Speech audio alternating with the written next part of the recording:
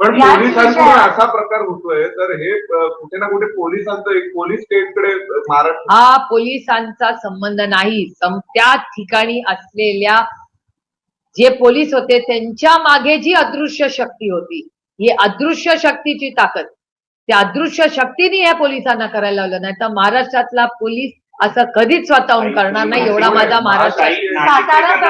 मुख्यमंत्र्यांचं अभिनंदन करताय, सातारा ते सगळं घडतंय आणि त्यांच्याकडे पोलीस खाताय, तुम्ही अदृश्य शक्ती म्हणून नाव नाही घेते. मी माननीय मुख्यमंत्र्यांना ह्या विषयाचं पत्र लिहिणार आहे आणि कालही मी अनेक वरिष्ठ, काल भारतीय जनता पक्ष असेल किंवा सरकारमधले अनेक लोकांची माझी भेटही झाली.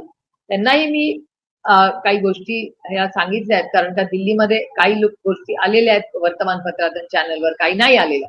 पण हे दुर्दैव आहे की महाराष्ट्राच्यासाठी जी काही साताऱ्याची घटना झाली ही लोकशाहीची हत्या आहे आणि मी माननीय मुख्यमंत्र्यांना याच्यासाठी पत्र लिहिणार आहे, कारण का हे अतिशय अस्वस्थ करणारी गोष्ट. भाजप आणि एकनाथ शिंदे यांच्या पक्षातील मतभेद आता समोर येताना बघायला मिळतात. कारण काल रात्री मुख्यमंत्री आणि उपमुख्यमंत्र्यांची बैठक झाली, त्यात मुख्यमंत्र्यांनी स्पष्ट सांगितलेलं आहे की तुम्ही जे काल सभागृहामध्ये तुमच्या पक्षाच्या नेत्यांनी सभागृहामध्ये जे केलं ते न पटणार आहे, असं काल साताऱ्यासारखे प्रकार खपवून घेणार नाही. मोठा भाऊ म्हणून भाजपची समजण्याची भूमिका आहे ते, म्हणजे ते मुकाम.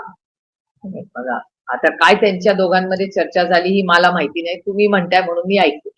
पण त्यांच्यात काय चर्चाही झाली नाही. पण हा मोठा भाऊ आणि छोटा भावाचा विषयच नाहीये, हा नात्याचा विषय नाहीये, ही लोकशाही. लोकशाहीत अशी गुंडागर्दी जर होणार असेल तर त्याच्या पुढे ताकदीने लढण्याची गरज आहे. आज हा साताऱ्याचा विषय, उद्या 10 ठिकाणी होईल आणि हे करणंच चुकीचं आहे.